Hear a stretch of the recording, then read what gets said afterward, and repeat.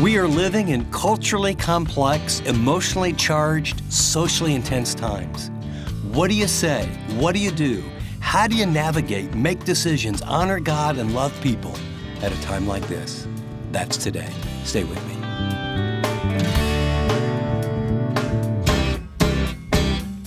Welcome to this edition of Living on the Edge with Chip Ingram. Living on the Edge is an international discipleship ministry featuring the Bible teaching of Chip Ingram. I'm Dave Drury, and we're in our series called Social Restoration, looking at 4 specific things serious-minded believers can do to counter cultural pressure and love like Jesus loved. Now, if you've missed any of these messages along the way, they're available on the Chip Ingram app or online at livingontheedge.org. Now, once in a while, Chip invites his son Ryan to teach, so this is Ryan's series. And in just a second, he's going to bring us part 1 of his message, Social Wisdom. Chip will be with us after the teaching to bring some additional thoughts, so be sure to stay with us for that. But right now, let's join Ryan Ingram for his message from James chapter 3. This morning, we're concluding a series called Social Restoration, talking about how do we experience social restoration? Isn't it such a timely question for us as we're in the midst of this global pandemic that's upended our reality, and we're engaged in racial injustice in our nation, and we just see such social anxiety and unrest. It's like, how do we experience social restoration? And then I think there's a better question, or maybe a bigger question for us as followers of Jesus. You see, the church was never intended to be a social club where we gather and we hang out with our buddies and friends. That's fantastic, but it's never intended to be just this social club. Instead, we're called to have a social calling to be the light of the world. And we have to ask this question: how do we bring about social restoration? Well, we've been looking at the book of James, and James, the pastor of the early church in Jerusalem, their normal was upended, and he's bringing God's word to them in truth to help them discover how to once again bring about social restoration, how to navigate these times as followers of Jesus. I think this is the question. I know this is the question I'm wrestling with. I think this is the question you're wrestling with. It's how do we navigate these culturally complex, emotionally charged, socially intense times? Like, how do we navigate this? Like, when do I post? When don't I post? What do I say? What don't I say? How should I feel? How shouldn't I feel? I mean, we live in incredibly complex times culturally. Emotionally charged. Everyone, I think part of the reality of shelter in place and quarantine is it's got our emotions fried, and so everyone's at a 10 already all the time. And then it's socially intense with all that we're navigating with racial injustice and the division in our nation. How do we navigate that? And then I think as followers of Jesus, we have to go one step further and ask, how do we navigate it to bring about social restoration? Remember, I just said earlier, we're not called to be a social club, but to bring about a social calling. How do we help navigate these times, or how do we navigate in such a way to bring about social restoration? And James is going to talk about wisdom. And boy, do we need wisdom here. In fact, he's going to go all the way back to the first theme that he set out when we were first introduced to the book of James. He says, consider it all joy when you face trials of many kinds. Why? Because the testing of your faith will produce endurance, and endurance must finish its work to make you mature and complete, not lacking anything. And we're in that enduring season. We're like, well, how do I do this? How do I navigate it? And then he says, if any of you lacks wisdom, man, I'm there. Do you lack wisdom today?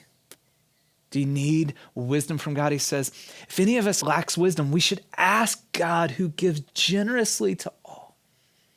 And then he's going to follow back now on this theme as we navigate these culturally complex, socially intense, emotionally charged times of how do we navigate it with wisdom. We pick it up in James chapter 3, verse 13, and here's what he says. Who is wise and understanding among you? Now, this question is implying that there's a few in their tribe, if you will, and in their church that think they're wise, but they're not really all that wise. They're touting a lot of things with their mouths, but they're not actually living wisely. He says, if you really think you're wise, listen to this. Let them show it by their good deeds.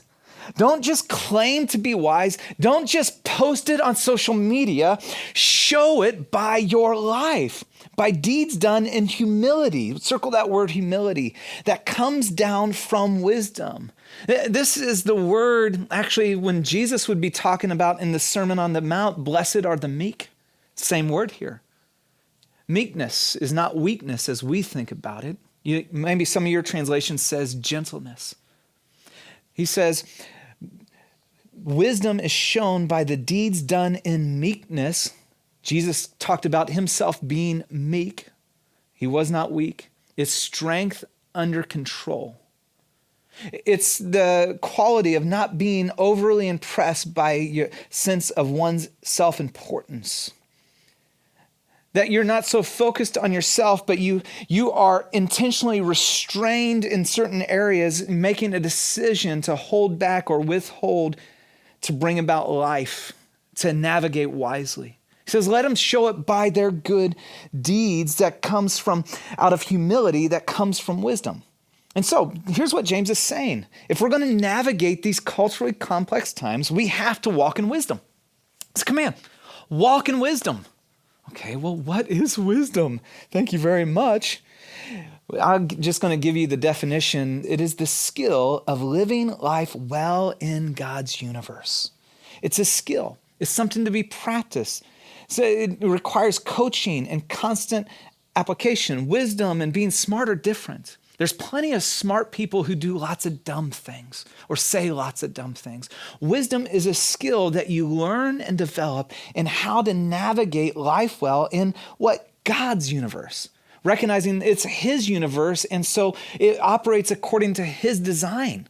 One writer said this, wisdom is God's fixed order for life, an order opposed to chaos and death.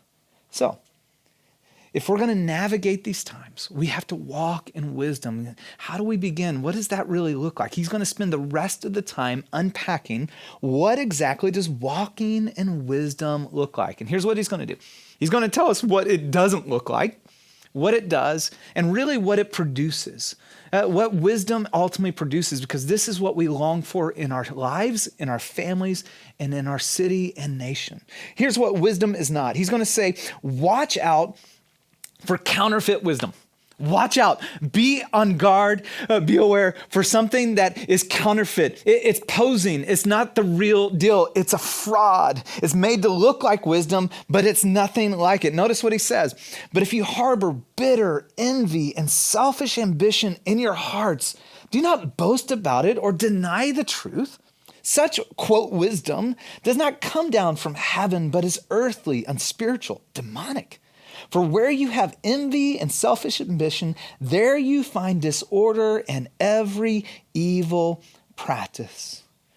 Walking in wisdom means first that we have to watch out and be aware of counterfeit, pseudo-fraudulent wisdom. Well, what does that look like? He tells us. He says, first, counterfeit wisdom is fueled by negative emotion.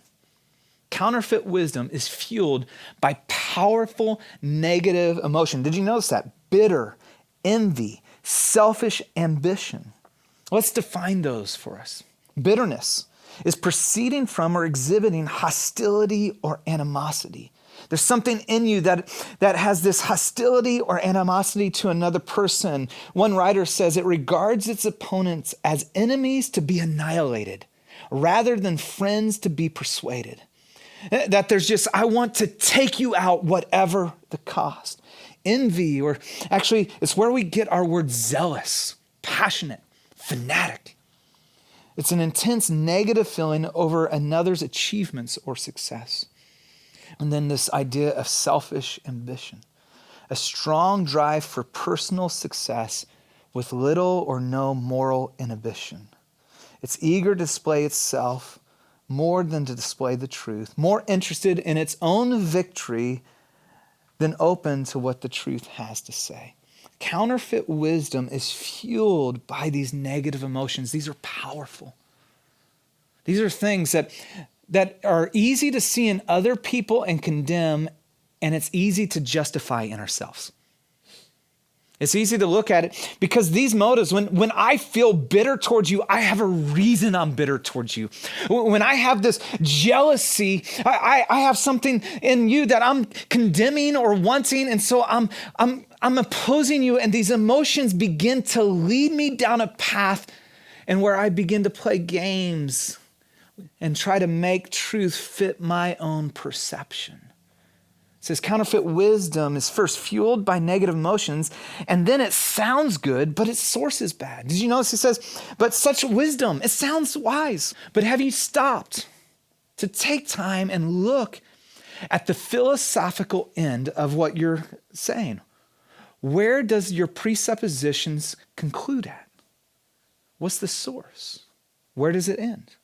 Wisdom, this is wisdom that looks good, but it often says I'm superior to others.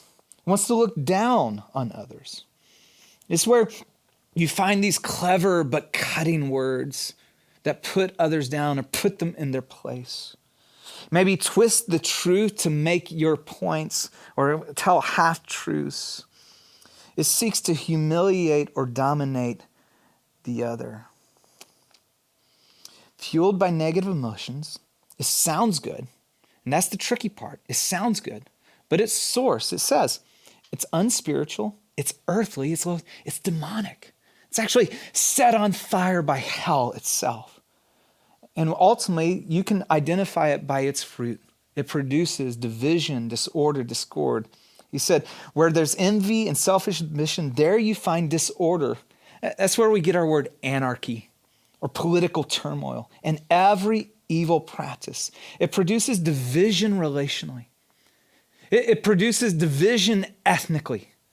It produces division politically, disorder, discord. Instead of bringing people together, it is driving them apart. Friends, nothing good can grow in an atmosphere of hatred or discord or bitterness. As followers of Jesus, navigating these culturally complex times, we're called to walk in wisdom. And so we have to be aware of the powerful emotions that are able to take control and taint our lenses that we can substitute counterfeit wisdom for. And I'd love to say it's out there. But I would argue that all of us have this in here. I would argue that I have it in my own life. I can't say that all my motives are pure. There's moments of selfish ambition where I long for my success over someone else's success. There's a bitterness in my soul when I see different things and an animosity where I just want to put someone in their place. In fact, I was driving the other day. We're going on vacation down south, and I had a guy riding my tail the entire time, and I'm like this close, and then he pulls out in front of me, and then he cuts right back in front of me, and then he flips me the bird. Counterfeit wisdom says put him in his place. And there's a level inside of me that feels justified and a bitterness that began to rise just in that simple, silly moment, but it goes out into all these other areas, doesn't it? See, friends, if we're going to walk wisely, we first have to realize it's not out there, it's in here. We have to own up. That's not a problem for other people, it's a problem for me. And I bet you it's a problem for you. What exactly does walking in wisdom look like? He tells us what it's not. Watch out for counterfeit wisdom. Then he's going to tell us what wisdom is. And I love this. And it's challenging.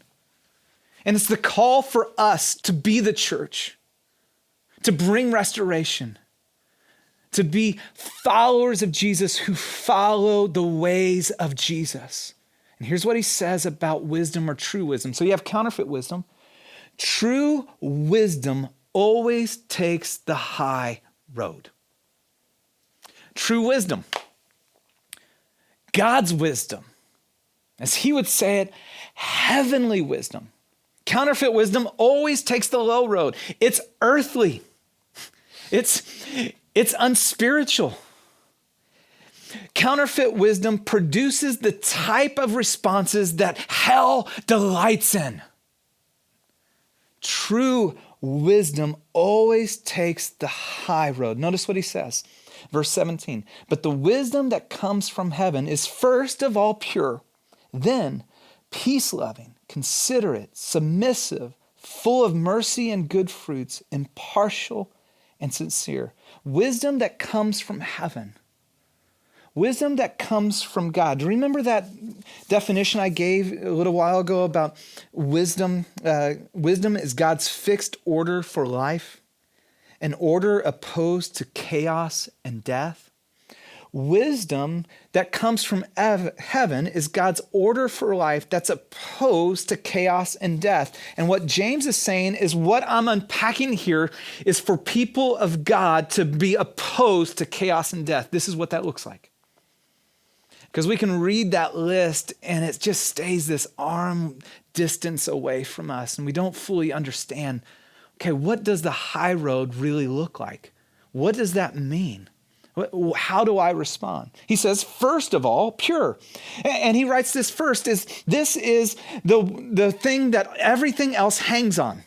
The rest of the descriptives that he's going to give, it says it hangs on this internal reality of purity or holiness. It's without moral defect. Originally, it means what awakens awe.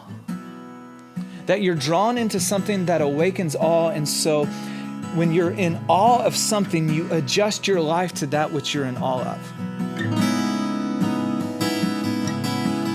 You're listening to Living on the Edge with Chip Ingram, and Ryan Ingram's teaching is from his series, Social Restoration.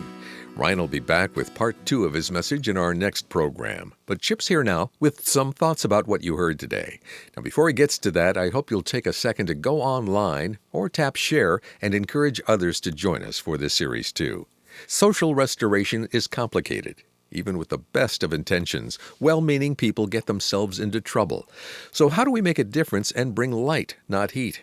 Well, these messages from Ryan Ingram bring a lot of clarity to that question. He looks at our current circumstances with a gospel vision of community and provides biblical solutions. For a limited time, resources for social restoration are discounted, and the MP3s are always free. To order your copy or to send it to a friend, visit us online at livingontheedge.org. For additional information, just give us a call at 888-333-6003. Before I come back with some very specific application about today's message, I just want to remind you that you're listening to this because some very caring and loving individuals have sacrificially given to the ministry so that we can pay for the airtime, so we can create the programs, and so we can minister to you. And you know, in those early times as you listen to the program, we are delighted to just make it available, and we are thrilled of the team that God's put together. But I'd like to talk to some of you that have become regular listeners, and you've never considered, I wonder how this gets paid for. Would you consider making a gift today? The Bible is very clear that when we receive spiritual ministry to us, we have a responsibility to help financially fund those who teach and minister to us. And what I want you to know is we use all the resources to go right back into the ministry. We want to help Christians live like Christians. And so if you've been benefiting from the ministry and you've never given, or you've given now and then and realized maybe God wants you to be a part of the team, would you consider today partnering with us? You can do it any way God leads you, but would you take that next step and be a part of getting Living on the Edge and what God's doing through it to the lives of many more people? Thanks, Chip. Well, if partnering with Living on the Edge is an idea that makes sense to you, we'd love to have you join us. Helping Christians live like Christians will change the world we live in. To send a gift, just go to livingontheedge.org, tap Donate on the app, or give us a call at 888-333-6003. That's 888-333-6003. And let me thank you in advance for whatever the Lord leads you to do. Well, Ryan got us started today unpacking that list that introduces James chapter 3 about God's wisdom. He's going to finish that up in our next program. But I want to pause because I think this idea of wisdom, most people do not understand at all. When we think of wisdom, we think of someone who's smart, that has a high IQ. We think of cognitive ability. And even though you heard it taught, that is not the wisdom that's referred to here, okay? Wisdom here is a skill. It's like a way to think. It's a way to live. Think of wisdom as like, hey, there's a path. Like, here's how to do life. Here's how to do money. Here's how to do relationships. And it's a path. It's a way. It's a skill. It's an actual practice that says, in other words, this is how you build a house so it won't fall down. And God's wisdom has very specific characteristics. In other words, He's the architect, He's the engineer, and He says, I've created life to operate in a certain way. So just like an engineer builds a car and says, so often it needs the oil changed, and here's how to go through the gears and all these specifics, God says, my wisdom sets up life that produces peace and health and life and healing and unity and connection. And where people flourish. And then notice there's counterfeit wisdom. And counterfeit wisdom is just the opposite. I love the way Ryan put it. This was a great line. Counterfeit wisdom produces the type of responses that hell delights in. Wisdom that comes from below, that is earthly, that is demonic, is rooted in bitterness and hate and chaos and death and division. And so just today, what I wanted you to pause and think about was, when you evaluate people, when you evaluate yourself, when you evaluate relationships, when you're examining movements or listening to the news or watching video clips, here's what I want you to ponder. The wisdom of God produces unity and peace and love and life, and we'll develop that in the next broadcast. The wisdom of the world produces death, chaos, disunity, destruction. Pause for a moment when you ask yourself, what is good? What is right? What do you want to follow? How are you going to evaluate all the things that are coming at you? If it produces chaos, disunity, and death, it comes from below. If it produces peace, authenticity, and life, it comes from above. Now use that as your litmus test and ask yourself, what kind of wisdom are you living by? A great way to stay engaged and connected to Chip and living on the edge is with the Chip Ingram app. You'll get free access to all of Chip's recent messages, his message notes, and much more. Not only that, but it couldn't be easier to call or email directly from the app. Well, be with us again next time when we continue our series, Social Restoration. Until then, this is Dave Drury saying thanks for listening to this edition of Living on the Edge.